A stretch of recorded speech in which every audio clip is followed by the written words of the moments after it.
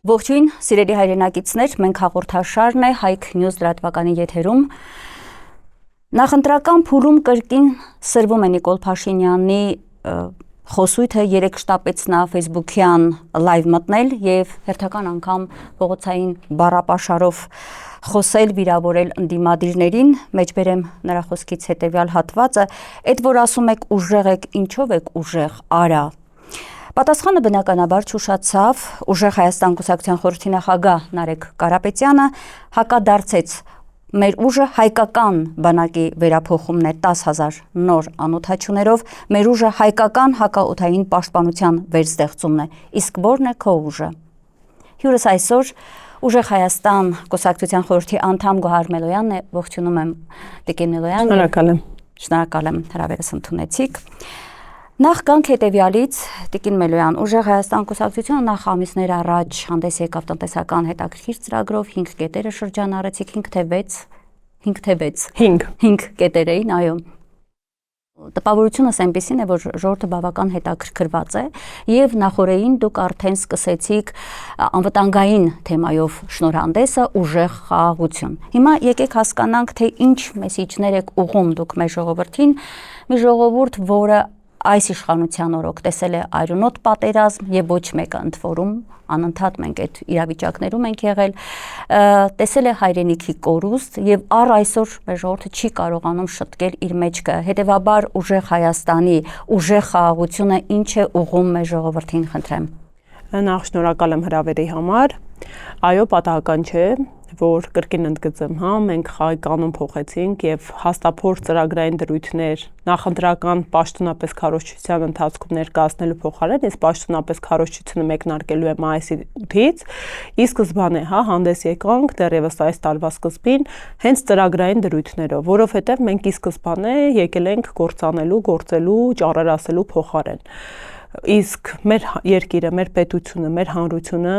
գործելու օրակարգային անհրաժեշտություն ունի։ Ու պատահական չէր, որ մենք սկսեցինք 5 տնտեսական քայլերից։ Տեսեք, այդ 5 տնտեսական քայլերի ներքո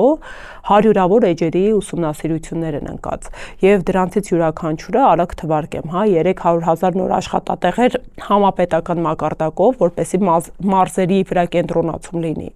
Երկրորդը 0% նվազեցում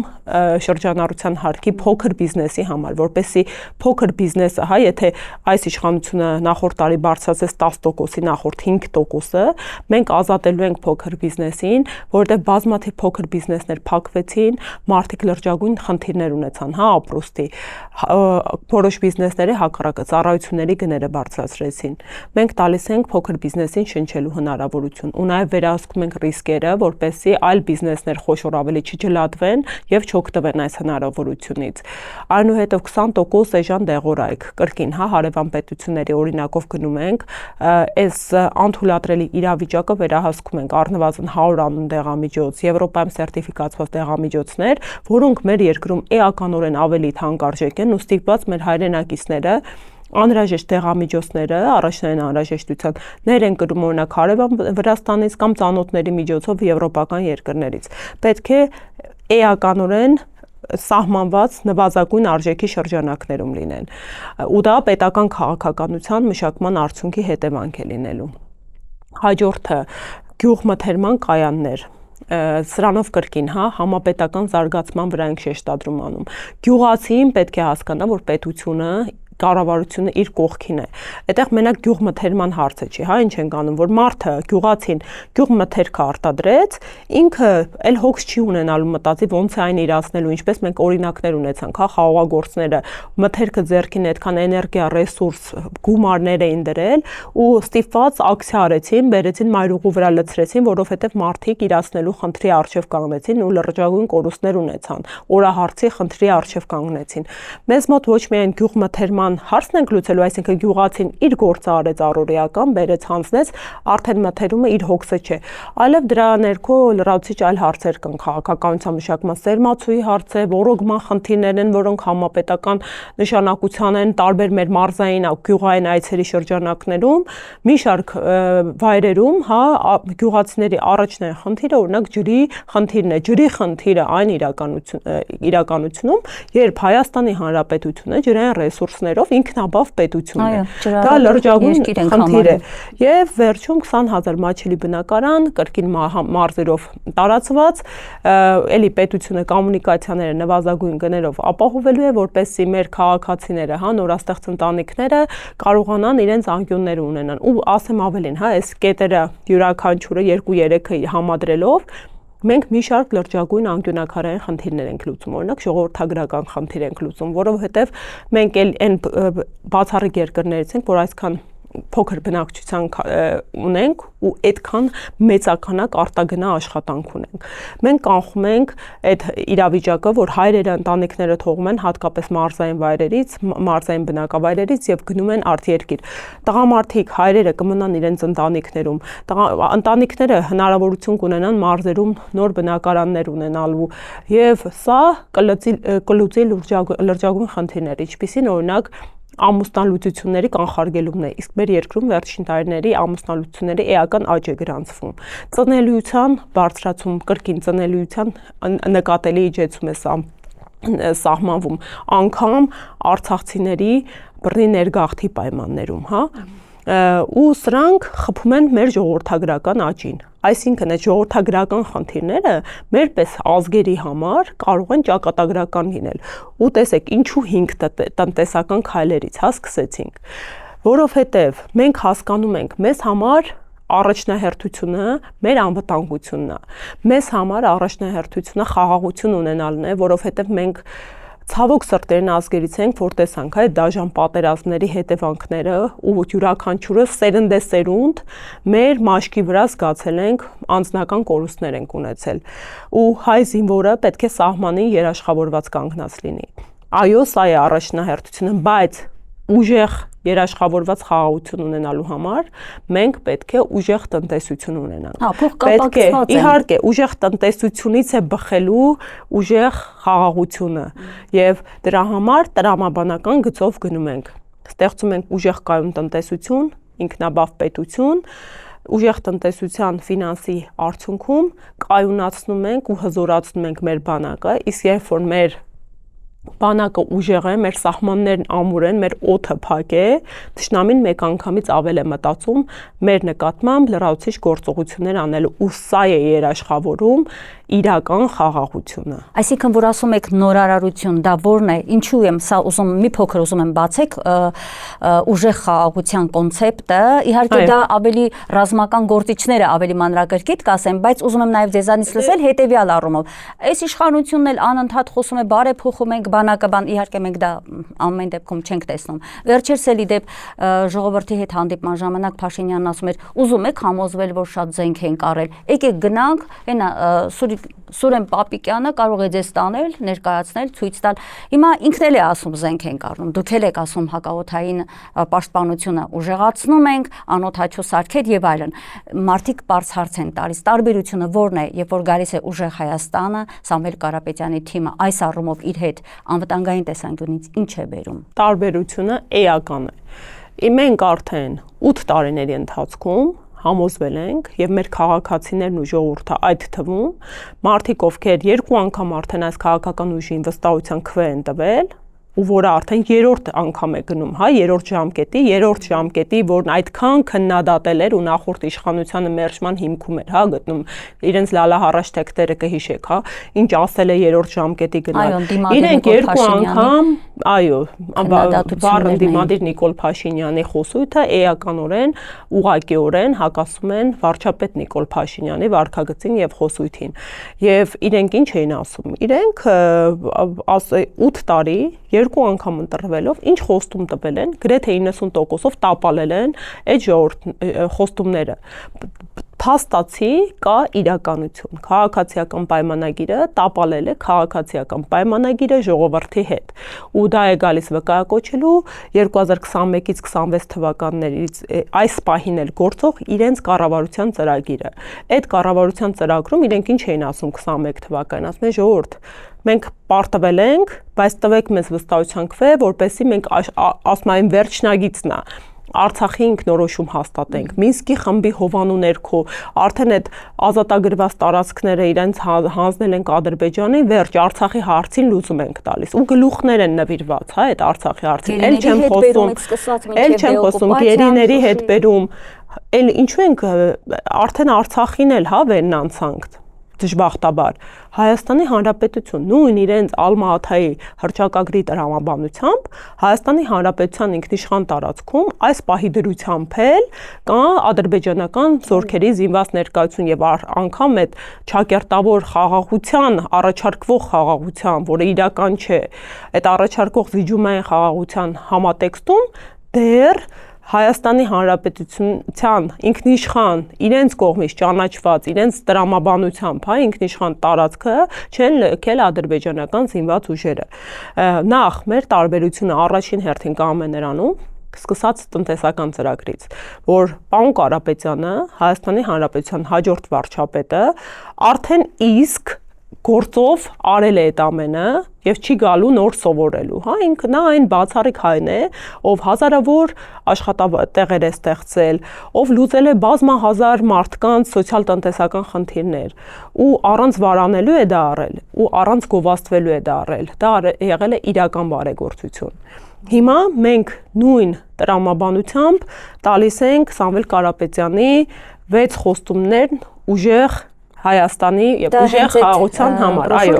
մենք բրոշյուրով մանրամասն ներկայացնում ենք, եթե դեմ չեք, ինչպես տնտեսական խոստումներ, 5 խոստումներն են ու քայլերը, այնպես էլ այստեղ համապարփակ ներկայացված է, ինչպես է լինելու, այո, 6 քայլերը, առաջինը արդեն խոսեցինք, դա ուժեղ դիվանագիտությունն է, մենք հայտարարել ենք, որ չենք գալու զրոյական կետից մեկնարկելու, որովհետեւ ցավոք սրտի մենք տեսանք զրոյական կետի ցավալի ու դաժան հետևանքները մեր հանրության համար, հա, արդեն մեկը եկավ զրոյական կետից մեկնարկը տվեց։ Մենք գալու ենք գույքագրենք իրողությունները ու ցավոք սրտի, ինչքան էլ տհաճ են դրանք, ինչքան էլ պատմական ողբերգական իրադարձություններ են հայերիս համար, մենք պետք է դրանց հետ հաշվի նստենք, որովհետև դրանք մի անձի կողմից չեն արվել որպես հասարակ քաղաքացի, դրանք արվել են կոնկրետ քաղաքական ուժի, որը եղել է Հայաստանի Հանրապետության իշխանությունը։ Այնպես որ մենք գալիս ենք բալանսավորված արտաքին քաղաքականության, խելացի դիվանագիտության շնորհիվ տարբեր խաղացողների հետ հարաբերություններ հաստատելու գիծը տանելով ու այստեղ ամենակարևորն ու անկյունաքարայինը կայանում է նրանում, որ մենք առաջնորդվելու ենք հայկական շահով։ Մեր խնդիրը այն է, որ տարբեր քաղաքական ուժեր, գործիչներ, հա, մեկը ռուսամետ է, ռուսաֆոբ է, մեկը արևմտամետ է, արևմտաֆոբ է։ Մեր գերխնդիրն այն է, որ հայկական շահը պետք է լինի իշխանության համար գերակա եւ այդ հայկական շահով պետք է առաջնորդվենք։ Ու այդ օրակարգով մենք կառուցելու ենք ուժեղ դիվանագիտություն։ Ուժեղ դիվանագիտությունից արդեն բխելու է եւ զուգահեռ տարվելու է ուժեղ բանակը։ Բանակը հզորացվելու է ու բանակի հզորացումը մեր պատկերացմամբ է հզոր ուժեղ պրոֆեսիոնալների համալրմամբ է լինելու, որովհետև մենք մի իրականությունում ենք ապրում, երբ 18 թվականից ի վեր հայոց մարտունակ բանակում այնպիսի կադրային փոփոխություններ էին տեղի ունենում, որ ակնհայտ, հա, անգամ ոչ այդ բնակավարը տիրապետող հանրության համար մի շարք հարցադրումներ էին ծագում։ Ուժեղ բանակը հագեցված է լինելու նորագույն համակարգերով։ Մեր տեսլականում է 10,000 դրոնը եւ ATS-ը։ Ու այս դրոների ներկրումը գալիս է պաշտպանված երկինք ունենալուն։ Մենք պետք է բացառենք այն իրականությունը, երբ բոլորս այդ ապրումներն ունեցանք, թշնամական ATS-ը դրոնը եկել էր Աբովյան։ Եվ մեր քթի տակ էր, հա, հասել էր այդ հակաօդային պաշտպանության բացակայության հետևանքով, հա, սխալ կիրառման հետևանքով։ Ու նաև ըստ շրջանառվող լուրերի նույն 44-օրյա պատերազմի լրահոսն ենք հիշում ցավալիորեն, որ մեր զոհերի այդ բազմաքանակությունը նաև չպաշտպանված երկնքի հետևանք էր։ Ու այստեղ կուզեի անպայման մեջբերեի, որ լավագույն պրոֆեսիոնալներին տեսեք, հա, ոնց ինչպիսի իրավիճակ է։ Մենք քաղաքական ուժ ենք, նոր հայտ ներկայացրած, ըստ էության նորաստեղծ, չենք եկել զուտ խոստումներով։ Արդեն մենք իշխանության տրամաբանության մեջ ենք։ Մենք գալիս ենք իշխանության, մենք ունենք հանրային աջակցություն, ընդհանրապես մեր իշխանության գալը ամիսների հարց է ու արդեն ներգրավել ենք պրոֆեսիոնալների։ Բավականին հանրային ուշադրությունը գրավեց իսրայելական գեներալի ներգրավումը ու հենց այս կետին էր, դրացիչ կանդրադառնանք։ Չորրորդ խոստումը, չորրորդ կետը դա խելացի սահմաններն է։ Այստեղ մենք 100% պաշտպանված եւ ամուր դիրքերով սահմանների երաշխիքների ենք գնում, ու այդ երաշխիքներն են լինելու կիբերանվտանգությամբ, սենսորային գիշերային տեսանելիության սարքերով, թիրախավորման կանխարգելման համակարգերով։ Այսինքն մեր զինվորը պետք է այնպիսի սահմանի կանգնած լինի, որ զինվորին հասնելու համար թշնամին լրացուցիչ մարտահրավերներ հաղթահարելու խնդիր ունենա։ Սա գերնպատակ է, ու այդ նպատակին հասնելը զուտ տեխնիկական հարց է, որը մենք անելու ենք։ 5-րդ խոստումը՝ արժանապատիվ ծառայություն։ Զինվորները պայմանագրային ժամկետային զինծառայության ստանալու են աշխատավարձ, այնուհետև անվճար կրթության իրավունք են ունենալու, որովհետև այսօրվա իրականությունում այո խնդիր է, երբ պարտադիր զինվորական ծառայությունից զինվորները երիտասարդները վերադառնում են, կիսատ է մնում ուսումը կամ ընդհանրապես ուսման դիմաց չեն լինում միջնակարգ կրթությունը ավարտելուց հետո եւ ըստ էության իրենց ապագայի խարսխման խնդիր են ունենալու։ Պետությունը պետք է ունենա մոտեցում տեսլական եւ համակարգա, նախ զինվորը գնահատված է լինելու, որովհետև այո, այդ կենացային մեր տրամաբանությունից, երբ միայն հայ զինվորին հիշում են սեղանների շուրջը կենացներ խմելով, մենք պետք է գործով առօրեական մեր աշխատանքով հիշենք, հենց զինվորի անվտանգությունը երաշխավորով եւ հետագայում զինվորի հետագա բարեկեցիկ կյանքը երաշխավորելով։ Ու դրա դրսևորման տեսլականը արդեն իսկ ձևավորել ենք։ Եվ վերջին խոստումը 6-րդ քայլը դա տեղական ռազմաարդյունաբերության զարգացումն է։ Դա շատ կարևոր է։ Այո, Սամվել Կարապետյանի շնորհիվ միջազգային ներդրումներ են բերվելու անվտանգության ոլորտում եւ նաեւ տեսլական կա, թե ինչ բնույթի ռազմաարդյունաբերական գործարաններ պետք է հիմնադրվեն, ինչ բնույթի որ բնագավառներում են դրանք լինելու, ինչպես են իրացվելու եւ այս համապարփակ 6 քայլերի համադրությամբ, այո, մենք ունենալու ենք ուժեղ խաղաղություն, որը խարսխված է լինելու ուժեղ բանակի, երաշխավորված բանակի եւ անվտանգային համակարգի վրա։ Շնորհակալ եմ Տիկին Միլոյան, շատ մանրակրկիտ ներկայացրեցիք, բոլոր կետերը շատ կարևոր են եւ անշուշտ եթե փոխ լրացնող են եւ եթե այդ կետերը իրականացվեն այն տրամաբանությամբ, որ դուք ասում եք մեր քաղաքականությունը իշը Հայաստանի է, ամեն ինչ իր տեղն են գնում, ինչպես ասում են, բայց 2 օրը մեծ աղմուկ է բարձրացրել հետեւյալ հարցը։ Զվիկա Խայմովիչ, ազգությամբ հրեա, եթե չեմ սխալվում, պաշտոնաթող գեներալը ուժեղ Հայաստանի օթային պաշտպանության հարցերով խորհրդատու է որպես հրավիրվել։ Ես ուզում եմ այն կետերը նշել եւ վստահ եմ, որ մենք քանի որ զրուցում ենք անկեղծ, շատ նախընտրելի է, որպեսզի դուք բացեք փակագծերը, ինչու գնացիք այդ ճանապարհով։ Ինչ են ասում ամեն դեպքում մարդիկ, ընդ որում եւ իշխանական թևն է փորձում այս պահից օգտվել եւ ցեղ շպրտել, հա, կուսակցության ուղղությամբ, եւ նաեւ նկատեցի տարբեր փորձագետներ իրենց մտահոգություն են արտահայտում։ Ես ավելի շատ գիտական դաշտի մտահոգություններին կանդրադառնամ, ոչ թե ԿՊ-ական այդ ցեղ շպրտելու հայ իրենց այդ ձեռագրին։ Տեսեք ինչ են ասում, Իսրայելը 44 օրյա պատերազմում եւ դրանից առաջ էլ մշտապես կանգնած է Ադրբեջանի կողքին, Ադրբեջանի ռազմավարական դաշնակից պետությունն է, նրա թելադրանքով է նաեւ շատ բաներ Ադրբեջանը իրականացնում եւ մենք այդ ռազմավարական դաշնակից պետության փորձագետին բերում ենք Հայաստան, որպեսզի մեզ խորհուրդ տա։ 1. Երկրորդ, Իրանի դեմ այրունոտես պատերազմի խառը պահերին ինչու եք որոշել բերել իսրայելցի մասնագետի եւ երրորդը, որ օտարի մասնակցությունը այն էլ այդ շատ կարևոր ոլորտում անվտանգային խիստ վտանգավոր է, առավել եւս մինչեւ վերջ պիտի բացեմ փակագծերը, առավել եւս հրեական ծագում ունեցող, օրինակ երեք ինձ մեկը գրում էր փորձագետներից մեկը, ասում է այդ հրեաները երբ կարող են տեղավորվել հայկական շահի դաշտում, երբեք չեն կարող հայկական շահերով առաջնորդվել, ուժեղ Հայաստանը չի գիտակցում այս ամենը։ Խնդրեմ լսենք ձեզ։ Իսկ միգուցե ուժեղ Հայաստանը շատ ավելի խորը գիտակցմամբ է նման քայլերի դիմում։ Բնականաբար այս բոլոր հարցադրումները մեր մեջ էլ է ցակել, այդ հարցադրումների հաղթահարմամբ ենք մենք եկել այս որոշման։ Վիկա Խայմովիչը բրիգադային գեներալ է։ Նա աշխարհի 5 լավագույն մասնագետներից է հակաօդային պաշտպանության բնագավառում։ Շատ դժվար է եղել Խայմովիչին ներգրավել մեր ծրագրային աշխատանքներում։ Դժվար ասելով նկատի ունեք համոզել եք։ Իհարկե, պատկերացնում եք, եթե աշխարհի լավագույն 5 մասնագետներից մեկն է,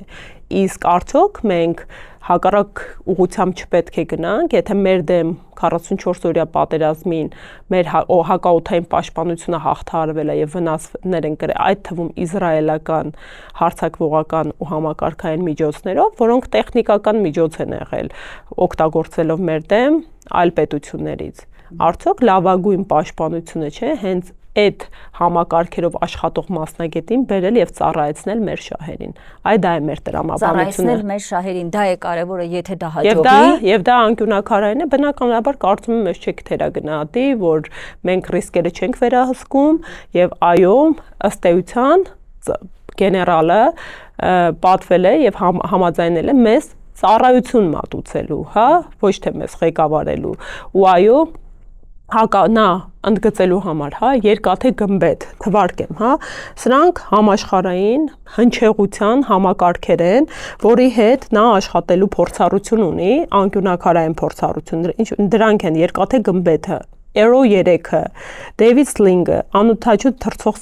սարքերի հայեցակարգի մշակողներից է, որպես այս փորձագետները նույն կհասկանան, թե համաշխարհային ռազմական պրակտիկայում ինչպիսի համակարգերի մասին է խոսքը գնում։ Ու առաջատարներից մեկը այսօր մենք հնարավորություններ ունենք ներգրավելու եւ նրա միջոցով եւ օգնությամբ կազմակերպելու Հայաստանի Հանրապետության հակաօդային պաշտպանությունը։ Իրանի Իսլամական Հանրապետությունը մեր հարևան պետությունն է, մենք որևէ կերպ բացառելու ենք շահերի բախումը եւ կարծում եմ հենց նույն Իրանի Իսլամական Հանրապետության մեր գործընկերներն էլ գիտակցում են, հա, որ ըստ էության ծառայությունների մատուցման համակարգում որևէ շահերի բախում չի լինի, որովհետև գեներալը ինքը այդ մանիպուլատիվ տեղեկատվական հարձակումը, որ եղավ, հա, ATS-ների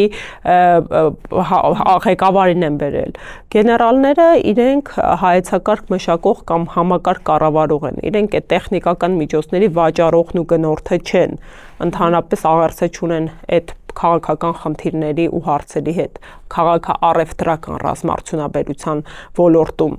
Մենք ըստ էության գիտական ղեկավարի ու փորձառու, հա, պրակտիկ փորձառություն ունեցող հմուտ մասնագետի ենք ներգրավել։ Բնականաբար Իրանի հետ մեր փոխհարաբերությունները առաջնահերթություն են եւ մենք ցավում ենք այսօր մեր հարևան պետությունում կատարվող իրադարձությունների հետ կապված, որովհետեւ իրապես ցավալի ողբերգական հակա մարդկային եւ միջազգային իրավունքի հիմնական դրույթներին կանոններին հակասող իրադարձություններ են այնտեղ տեղի ունենում, բայց մենք պետք է այն իրականությունից, որով անընդհատ մեր շահը նվազ դիտարկել ենք նայում մի շարք միջազգային փոխհարաբերություններում, պետք է վերացարկվենք եւ կրկին ընդգծում եմ հայկական շահը առաջնահերթություն դառնա։ Հենց այդ հայկական կհասկանա, եթե մենք շեշտում ենք նաև մեր հարևաններին ենք տալիս են մեսիջը, որ մենք աշխատում ենք, Հայաստանն աշխատում է իր առաջնային հերթին իր սեփական շահը կարևորելով եւ համագործակցելով տարածաշրջանից կհասկանան Իրանի Իսլամական Հանրապետության հետ, թե մեր պետությունը, անկախ այս քաղաքական ուժի տրամաբանությամբ, մշտապես թե մեր քաղաքական ուժը բարեկամական հարաբերությունների մեջ է գտնվում։ Եվ այո, մենք գնալու ենք այդ բարեկամադիվանագիտական հարաբերությունների խորացման ճանապարհով, եւ այո, մենք այնպես ենք կառուցելով, որ մասնագետների տարբեր ազգերի, հա, այստեղ մենակ իսրայելցի մասնագետ չի, մենք ունենք նաեւ հույն մասնագետ եւ ավել ենք կազմընդլայնելու տարբեր երկրների փորձառություն ունեցող մասնագետների ներառումը։ Ոչինչ չի ասվում։ տեսեք, բնական է, չէ՞, մենք Իրանի հետ բարգաստով պատերազմական փոխհարաբերությունների մեջ չենք գտնվում եւ դիվանաքաղաքարազմաարդյունաբերական տեսանկյունից իրենց համար քաջ հասկանալի է, որ տվյալ ներուժի ներգրավումը բնավ իրենց դեմ չի ուղղվելու։ Սա ավելի սուր կընկալվեր, եթե լարվածությունը Իրանի հետ լիներ, ինչը բացակայում է եւ կրկին ասում եմ, մեր նույն տնտեսական քաղաքականության տրամաբանությունը գնում է Իրանի հետ փոխհարաբերությունները ավելի խորացնելու ուղղությամբ։ Հետեւաբար բնականաբար այս քայլերին գնալուց մենք բոլոր ռիսկերը դիտարկել ենք, վերահսկել ենք եւ բնավ չենք դիտարկում որպես լրացուցիչ ռիսկ, ասեմ ավելին, հա, որոշակի փակագծերը դեռ փակված են, մենք միջազգային գործընկերների հետ արդենից փորձում ենք կապեր հաստատել եւ փոխհարաբերությունները դրական ուղեցրով տանել առաջ։ Տիկին Մելյան, այսինքն այն հայտարարությունները, օրինակ փորձագետներից մեկն էլ ասում են, Մոսադին են բերում, ուժեղ Հայաստանը Մոսադին բերում է Հայաստան, սա ինչ է կատարում։ Եթե կարողանանք Մոսադին բերել եւ մեր շահերին ծառայեցնել, ինչու ոչ։ Այ այստեղ է որ ասում են չեք կարող ձեր շահերին ծառայեցնել, իրենք կծառայեցնեն իրենց շահերին եւ մենք կհայտանանք շատ։ Հավատացեք, եթե մենք ենք վարձակալում, այստեղ մենք ենք հայկականները թելադրում։ Այդ տրամաբանությամբ պետք է իրավիճակը դիտարկել։ Այսինքն տեսեք, դուք որ ասում եք խաղի կանոնը փոխել, ես հիմա հասկանում եմ նաեւ դե բոլոր ոլորտներում, նաեւ այս ոլորտում, որտեղ մենք միշտ վախեցել ենք, չէ՞, Հայաստանը միշտ ասել է մենք փոքր երկիր ենք, այս ինչ որ քայլ չանենք, կողքի հարևանին չվախեցնենք, այն մյուսին չէ։ Չակերտավոր խաղաղությունն է, ինչ անում է, այսօրվա իշխանությունը իր քաղաքացուն սպառնում է պատերազմով։ Տեսեք ինչ են ասում են սենց չարեցինք, հա, բանը սահմանադրությունը չփոխեցինք, պատերազմ կլինի, անկախության հռչակագրից չհրաժարվենք, պատերազմ կլինի։ Հետո կարող է ասեն քրիստոնեությունից չհրաժարվեցինք, դավանափոխ չեղանք, պատերազմ կլինի։ Հետո հայկական ինքնությունից չհրաժարվեցինք, պատերազմ կլինի։ Պետականությունը չզեղչեցինք, պատերազմ կլինի։ Սա ամենաանթույլատրելի կարմիր գիծն է, որ երբևիցե կարող է տվյալ պետության ղեկավարությունը իշխանությունը իր ժողովրդի հետ տանել։ Մենք պետք է այս մեր հանրության, մեր քաջարի ազգի, որ ոգին այսպես տկարացնում ու կոտրում են, այդ քաղաքականությունը վերջ տանք։ Այո, խաղաղությունը բաղձալի է բոլորիս համար, բայց ոչ այսպեսի նվաստացուցիչ խաղաղությունը, միակողմանի զիջումային ու անverջ պահանջատիրական խաղաղությունը։ Մենք գնում ենք գլուխները բարձրացնելու տրամաբանությամբ, մենք գալիս ենք ուժեղի դիրքերից խոսելու տրամաբանությամբ, ու այո, մենք գալիս ենք ստեղծելու այնպիսի Հայաստանի Հանրապետություն, որտեղ յուրաքանչյուրը մեկ կամ երկու անգամ ավելի կմտածի մեր հայ զինվորի ուղղությամբ զենք ուղղելուց առաջ։ Շատ լավ ասեցիք, հուսամ, որ Զվիկա Խայմովիչի Հայաստանում ուժեղ Հայաստան կուսակցության անվտանգային ծրագրում իր փորձարարական այդ ներդրումը ունենալը մեր ժողովրդի մոտ այլևս խնդիրներ հուսամ չի առաջացնի եւ ինչպես ասում են, ինչպես շատ հարցերում այս հարցում եւս գործը ցույց կտա ամեն ինչ, կարծում եմ, որ ամեն ինչ շատ շուտով པարզ կլինի։ Դառնանք անցնենք առաջ, տեսեք Դուք քիչ առաջ ձեր խոսքով ասացիք Նիկոլ Փաշինյանը իր բոլոր ծրագրերից ուղղակի ծրագրերը չի իրականացրել, այնինչ խոստացել է 21-ից։ Իդեպ 3 ինքը լրագրողների հետ այդ կարճ ասուլիսում անկեղծորեն խոստովանեց, ասում է, հա, այդ 21 թվականի այլ ծրագիր ենք ունեցել, մենք հիմա լրիվ այլ ծրագիր ենք իրականացնում, այնպես որ իր ասածներին երևի մենք ինչպես շատ մասնագետներ են ասում, պետք չի լուրջ մոտենալ, որտեղ ինքը մի բան ասում է, հետո ուղիղ հակառակը իրականացնում ինչի ականատեսն ենք։ Հիմա 3 հայտարարեց, թե ընդդիմությունը նոր պատերազմ է հրահրում իր քայլերով եւ ընդ որում կանխատեսեց, որ դա աշնանն է լինելու եւ տանում է հետեւյալ մանիպուլյացիան, որ եթե ինքը չընտրվի, ոչ Հայաստանում ժողովրդավարություն է լինելու, ոչ խաղաղություն, այնտեղ մեկն է կար նախարարներից մեկը Գևորգ Պապոյանանով, ասում էր արհեստական բանականություն էլ չի լինի, դա դարավ իսկապես հումոր, թվում է հումոր էին քարե, բայց ինքը բավական լուրջ էր խոսում։ Հիմա այս մարդիկ ասում են Դուք պատերազմ եք բերում եւ նաեւ հավելեմ հետեւյալը եւ լսեմ ձեր խոսքը, ուրեմն Սամվել Կարապետյանի տեսաուղերձը, որտեղ արհեստական բանականությունով պատրաստված եւ հնչեցվեց ուժեղ խաղաղության շնորհանդեսի ժամանակ, այնտեղ Սամվել Կարապետյանը ասում է հետևյալը. Հայաստանը պետք է դադարեցնի խաղաղություն, աղերսելի քաղաքականությունը, անցնի այն քաղաքականության, որի հիմքում հայկական շահն է։ Սա միայն պետք է ամեն հայի ոգևորի, բայց այս իշխանությունը դրա տակ տեսնում է պատերազմ։ Պատերազմ է տեսնում օրինակ նրա մեջ, որ ասում եք Հայաստանի պաշտպանական բյուջեն պետք է մեծացնել, հա, բա պետք է մեծացնել։ Այսինքն ամեն ինչում կարճում են եւ թիրախավորելով կոնկրետ Սամվել Կարապետյանին, Սամվել Կարապետյանով հանդերձ իր ուժին եւ թիմին, ասում են իրենք պատերազմաբեր են։ Կասեք ձեր պատերազմաբեր լինելը որտեղ տեսնենք, հա, այդ ինչ վախեր եք ներշնչում, որ Փաշինյանը տենց ասում է դնում եմ, համադրում եմ, վերլուծում եմ, համոզվում եմ, որ պատերազմաբեր են։ Նախ կրկին ընդգծում եմ առաջի անգամ ու առաջի օրը չէ, որ մենք տեսնում ենք ինչպես է այդ քաղաքական գործիչը ու այս քաղաքական ուժը մանիպուլացնում մեր հասարակությանը եւ ազդում մեր հանրային տրամադրությունների վրա իրենց կեղծ թեզերով։ Տեսեք, Նիկոլ Փաշինյանը եւ այս քաղաքական ուժը խաղաղություն գոչած, ամենաշատը գոչած այն քաղաքական գործիչն ու ուժն են, որ ամենաշատ ու ավերիչ պատերազմներն են բերել մեր պետության ու հանրությանը։ Իրենք 3 կործանարար թե մարդկային, թե տարածքային առելի կորուստներով պատերազմ բերած քաղաքական ուժն են, որոնք խոսում են բարձր գոչում են խաղաղությունից։ Արդյոք դուք չեք հենց այդ պատերազմաբերը եւ արդյոք դուք որևէ կերպ այլևս կարող եք երաշխավորել խաղաղություն։ Մեր երկրի հաջորդ վարչապետ Սամվել Կարապետյանն է բերելու այդ ուժեղ խաղաղությունը ու իրական խաղաղությունը, որովհետեւ մենք ունենք տեսլական եւ գալիս են գործանելու առանց այդ մանիպուլյացիաների եւ միակողմանի զիջումային տրամաբանությամբ։ Իրենք ի վերջո կրկին պատերազմներ են բերելու, որովհետև զոհասեղանի շարունակական տրամաբանական զիջումներ են ընդհուպ հա մինչև ադրբեջանական կողմի խոսույթին նայենք։ Ցավոք սրտի մենք անշնորհակալ իրավիճակում ենք, պետք է նայենք ինչ են իրենք թելադրում։ Իսկ ադրբեջանական կողմը բնավ այդքան էլ խաղաղության ծիրում չի գտնվում։ Հա, իրենք օրինակ օրակարգ ունեն Արևմտյան Ադրբեջանի վերականգնման։ Իսկ այդ Արևմտյան Ադրբեջանը իրենց պատկերացմամբ այդ թվում Երևանն է։ Արդյոք դա է այդ խաղաղությունը չակերտավոր։ Զավթողական ծրագիր։ Կրկին ընդգծում եմ, գոչում են խաղաղությունից պատերազմաբեր քաղաքական ուժը, իսկ մենք գալիս ենք աշխատելու տրամաբանությամբ եւ ուժեղ խաղաղություն սահմանելու տրամաբանությամբ, որը Հայաստանի հաջորդ վարչապետ Սամվել Կարապետյանը երաշխավորելու է։ Շատ բարդ իրավիճակում է մեր ընդդիմությունը, դե մասնավորաբար խոսքս ազգային ընդդիմադիր հատվածի մասին է, որովհետև մենք գիտենք այնտեղ լիքը ընդդիմադիր այսպես կոչված կան, հա, որոնք շատ վատ գործ են անելու այս ընտրություններում, գողանալով իրական ընդդիմադիրների ձայները։ Այդ մասին դեռ կխոսենք, բայց ուզում եմ այսպիսի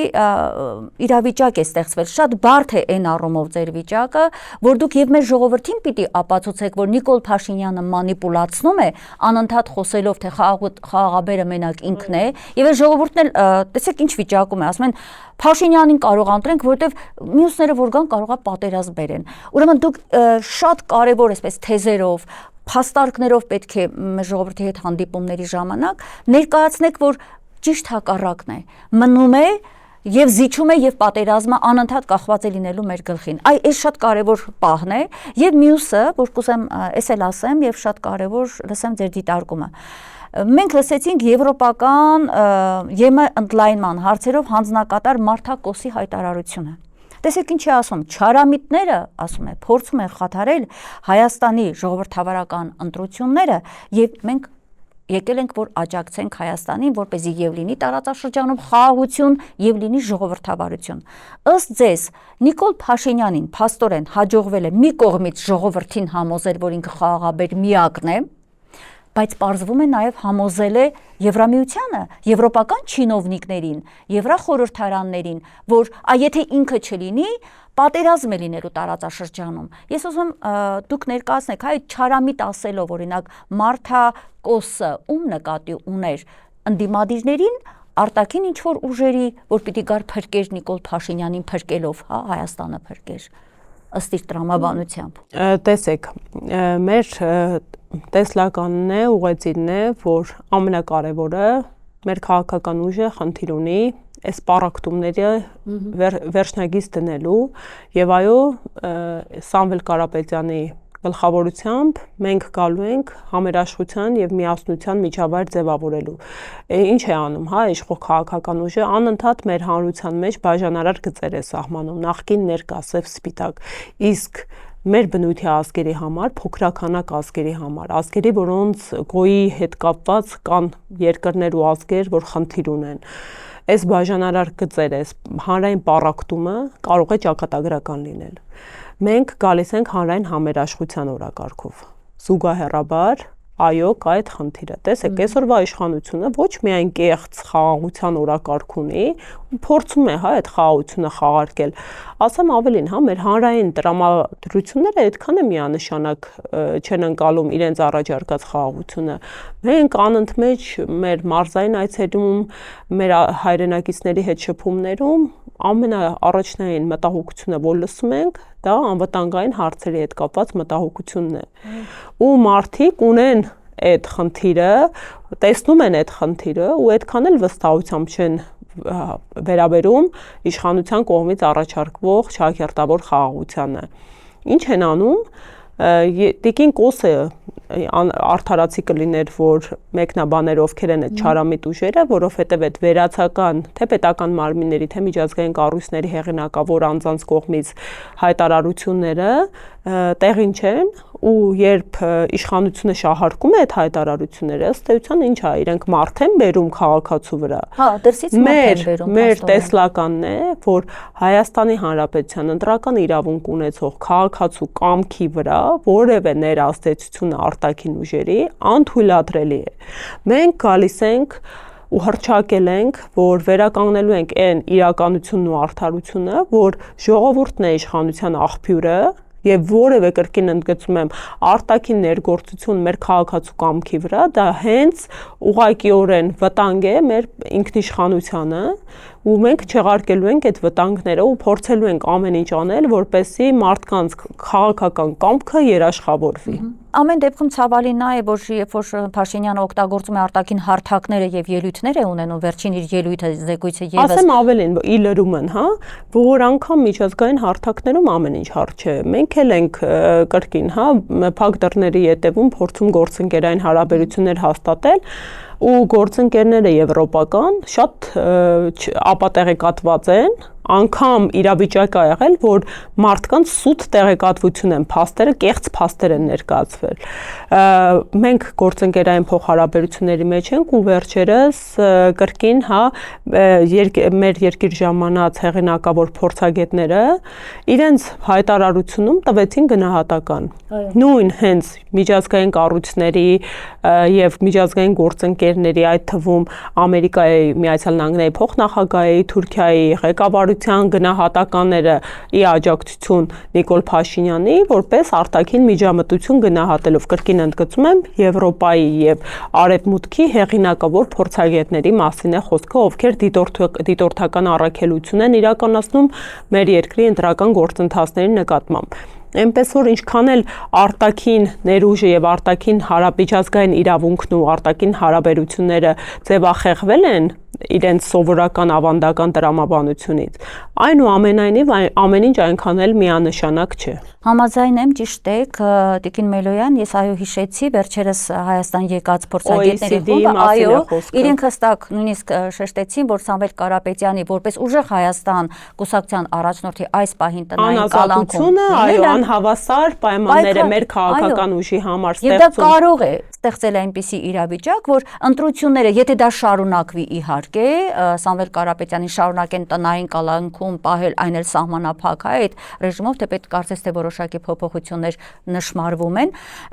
բայց սա կարող է ազդել ընտրությունների արդյունքների վրա եւ ասենք ինչ որ պահի օրինակ ձեր ուժը հայտարարի, որ հնարավորություն չի ունեցել ուժեղ Հայաստանը իր առաջնորդով հանդերձ ակտիվ մասնակցել ընտրական թե նախընտրական գործընթացներին, թե հետագայում նաև հենց բուն ընտրական գործընթացին, հետեւաբար պարզ է, չէ, որ դրա հետևանքը լինելու է, որ տվյալ ուժը ավելի քիչ ձայներ կարող է ստանալ կամ խնդիր ունենալ։ Տեսեք, երկրում ընտրական գործընթացները ու դրանց անցկացման որակը կարևորագույն ու առաջնային չափորոշիչն են տվյալ երկրի ժողովրդավարական եւ իրավական լինելու վերաբերյալ։ Այո, մեր երկրի ընտրական գործընթացը ունի հիմնարար սկզբունքներ։ Դրանք են ընտրությունների հավասարությունը, ազատությունը, արդարությունը, թափանցիկությունը, ընտրողի ընտրական իրավունքի գաղտնիության երաշխավորումը եւ մենք արդեն իսկ մեր քաղաքական ուժը անհավասար պայմաններում է գտնվում ընտրական գործընթացում, որովհետև եթե օրինակ քաղաքացիական պայմանագիրը իրենց առաջնորդի Նիկոլ Փաշինյանի ուղեկցմամբ ամբողջ օրը մեկնում են մարզային այցերի ու քարոզչություն են իրականացնում, մեր առաջնորդը նման հնարավորություն չունի, իսկ մեր առաջնորդը դասական բառիսփուն իմաստով քաղբանտարկյալ է, ինչի վերաբերյալ նաև միջազգային կառույցներն են տվել գնահատական։ Հիմա այդ գնահատականը, եթե այս ձևաչափով քաղաքական ներգործությունը իշխանության, գնահատականները, վարչական ռեսուրսի չարաշահումը, մեր նկատմամբ տարբեր միջամտությունները շարունակվեն, ոչ միայն մենք ենք նման գնահատական տալու, իրենք ընդհանուր ընտրական գործընթացի լեգիտիմությունն են հարվածի տակ դնելու։ Եվ դրան ես համոզված եմ նաև միջազգային գործընկերները, այդ թվում իրենց հետ գործընկերային հարաբերությունների մեջ գտնվող գործընկերները կտան գնահատական։ Ինձ թվում է իրենք այնքան համոզված են, որ անընդհատ այդ մարդիկ արևմուտքը միշտ աչք է փակում, վստահ են, որ այս դեպքում էլ կփակի եւ շարունակելու են երևի նույն իրենց քաղաքականությունը, բայց մենք տեսնում ենք Տիկին Մելոյան բացահայտ, հա, այդ ուրախ ավտոբուսում նստած մարդիկ, հետո ինչպես են շփվում մարդկանց հետ, վարչապետի պաշտոնը զբաղեցնողը ինչպես է հենց վարչապետի դիրքերից խոստումներ տալիս ժողովրդին, ինչպես են երեխաներին ներգրավել նախընտրական ամբողջ Աննա դրել են թե ինչ են ասում ներկուսակցական քարոզարշավ է, իրականում իրանք ամբողջությամբ քարոզարշավ են իրականացնում, ոստիկանների ներկայությունը ինչ է, թիմ անդամների ներկայությունը ինչ է իրենց այս ամբողջ քարոզարշավին, երեխաների հետ էլ խոսում է թե շատ ձայն է մեզ պետք, հա, 60-ից ավելի, 50-ից, այսինքն սա ինչ է։ Սիմոնյան, ես այդքան էլ համակարծիք չեմ, ես կարծում եմ իրենք բավականին լարված են, այդքան էլ վստահ չեն իրենց հաղթանակի վրա, որովհետև այնքան անողոք վիճակում է, որ անգամ իրենց կողմից հրապարակվող ու շահագործող սոցհարցումների համաձայն իրենք ընդամենը 24% աջակցություն ունեն։ Այդ 24%-ով ոնց են ձգտում տենց բացարձակ հաղթանակի։ Բացարձակ հաղթանակի ձգտում ենք մենք ու դրա հնարավորությունը ունենք, որովհետև օրեցօր հանրային աջակցությունը մեծանում ու ուժ գնանում է մեր քաղաքական ուժի հանդեպ։ Իսկ իրենք ես կարծում եմ բավականին տագնապած են ու հենց օրինակ իրենց անբարեկիրթ էթիկայից զուրկ խոսույթը ու ջղաձգումները գալիս են հենց այդ իրականության մասին վկայակոչելու։ Հա, թե դուք ուժեղ չեք, հա, այդ ու ես մեր հարցազրույցը սկսեցի հենց այդ միտքը ասելով, հա, ուրա որտեղ է ձեր ուժը կամ այդ արա, հա, այդ այսինքն իրանք խոստացել էին, բայց մի հատ եկեք հիշենք, չէ, խոստացել էին մի հատ ինչ-որ փաստաթուղթ էին ստորագրել, էթիկայի կանոնները չեն խախտելու, մոռացավ Նիկոլ Փաշինյանը, նույնիսկ մտել է իր կերպարի մեջ։ Անգամ խաղի կանոն, այդ բնագավառում բարեկրթության խաղի կանոններն էլ մենք թելադրեցինք, հա, մեր քաղաքական ուժը որպես մեր ձևով շարժում երբ սկսեց գործել, մեր առաջնորդի Նարեկ Կարապետյանի բարեկիրթ խոսույթը ըստ էության բավականին լայն դրական հանրային վերաբերմունքի արժանացավ։ Իրենք փորձեցին, կարծում եմ նաև արձագանքներին հետևելով, նույնականացվել եւ իրենց ծանր ու տգեղ բառամթերքը, որը հատկապես պետական պաշտոնատար այրերի հարիր չէ, մի փոքր վերախմբագրել։ Այո, ընդունել են բարեկրթության կանոնագիրք, որը ինչպես ընդունել են, այդ նույն ճակերտավոր հաջողությամբ անընդմեջ խախտում են ու այո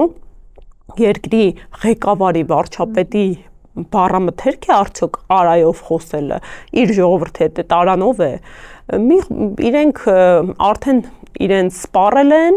եւ պետք է վերադառնան, կարծում եմ, արայով խոսելու ծիր, հա,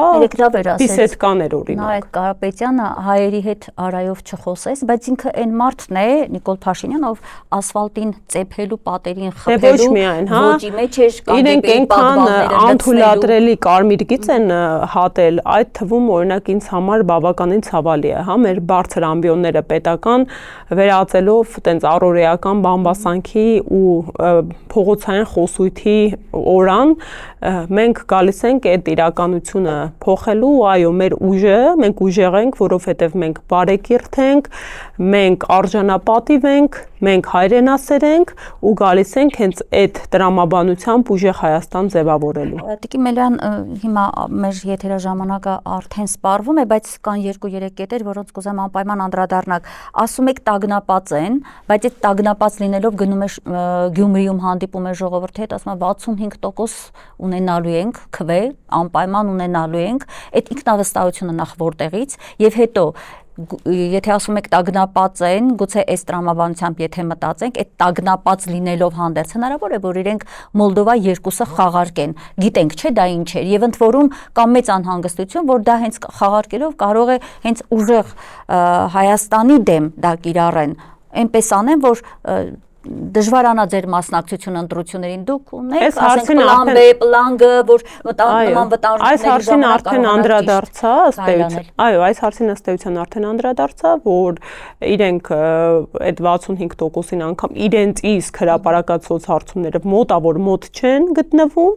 ու այդ ուղղակի կրկին, հա, մանիպուլյացիոն տեղեկատվություն է, բնավ իրենք հնարավորություն չունեն հանրային ու ես կարծում եմ տագնապած են, որովհետև հենց այդ այցերի շրջանակներում է տեսնում են ինչքան է նվազել այդ հանրային աջակցությունը, որ երբևիցե ունեցել են։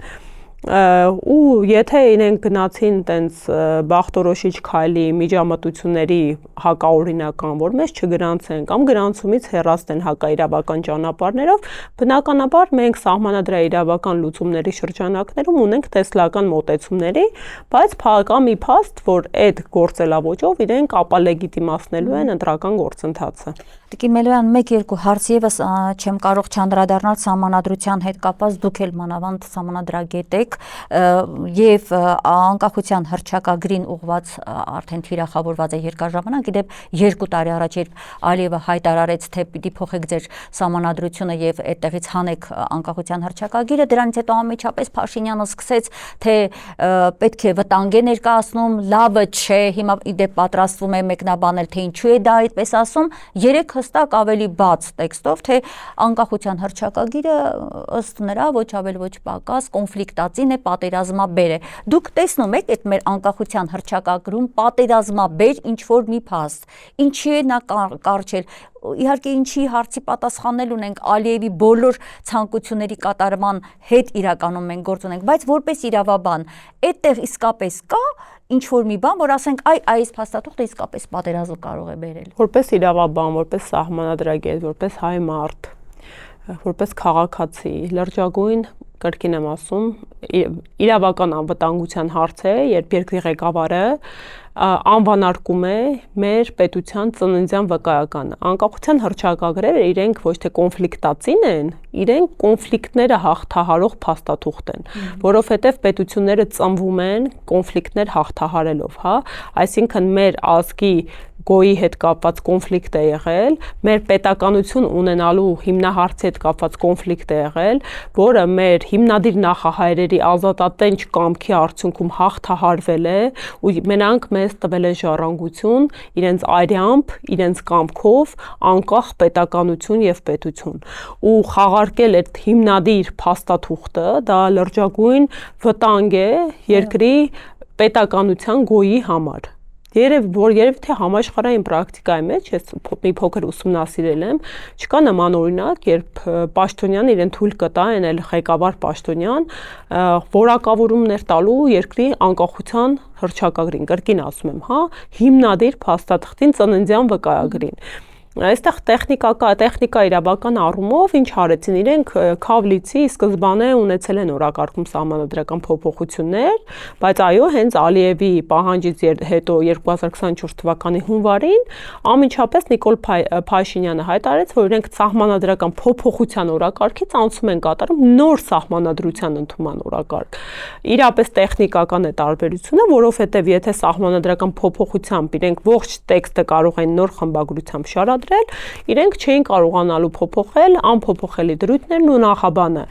Օրակարգը անցնելու նոր սահմանադրության ընդունման ուղղակիորեն գալիս է սպասարկելու ադրբեջանական պահանջատիրությունը, այսինքն փոփոխելու մեր սահմանադրության նախաբանը եւ նախաբանում հրաժարվել անկախության հռչակագրին հղումից։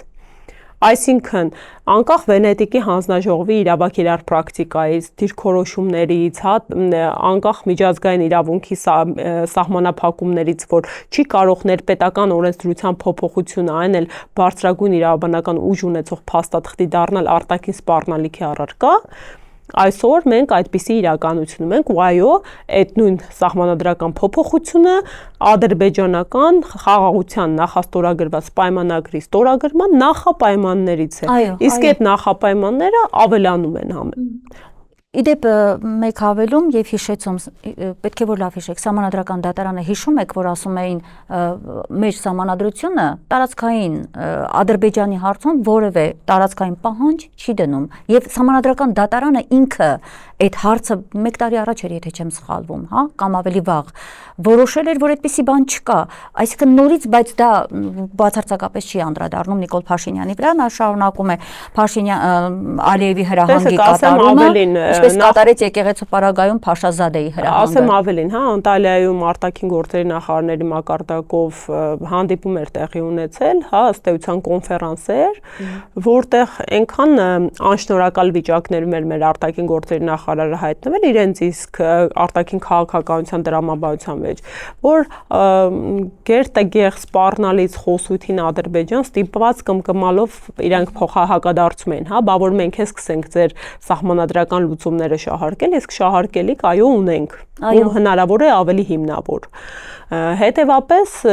բազմաթիվ են փաստերը, միայն նախորդ տարվա ընթացքում Ալիևը 30 անգամից ավել, էլ չեմ ասում այլ պաշտոնյաները, խոսել են մեր սահմանադրության փոփոխության մասին։ Սա անթույլատրելի է եւ չի կարող մեր բարձրագույն իրավաբանական ունեցող հիմնարար փաստաթուղթը դառնալ օտարների սակարկման առարկա։ Գիմելոյան, ես էլի շատ հարցեր ունեի, թե Արցախի հետ կապված, թե ընտրությունների, բայց մենք դեռ առիթ կունենանք շփվելու եւ ես շատ շնորհակալ եմ այսքան մանրակրկիտ բոլոր հարցերին անդրադառնալու համար, վստահ եմ, որ մեր արժևում են դեռ մեր հանդիպումները, այսքանով բավարարվենք, եթե շնորհակալ եմ հրավերի համար։ Շնորհակալ եմ։ Վերհիշեցնեմ, այսօր մենք տաղավարում ես հյուրընկալել էի Ուժեղ Հայաստան կուսակցության խորհրդի անդամ Գոհար Մելոյանին, լավ եղեք, կհանդիպենք։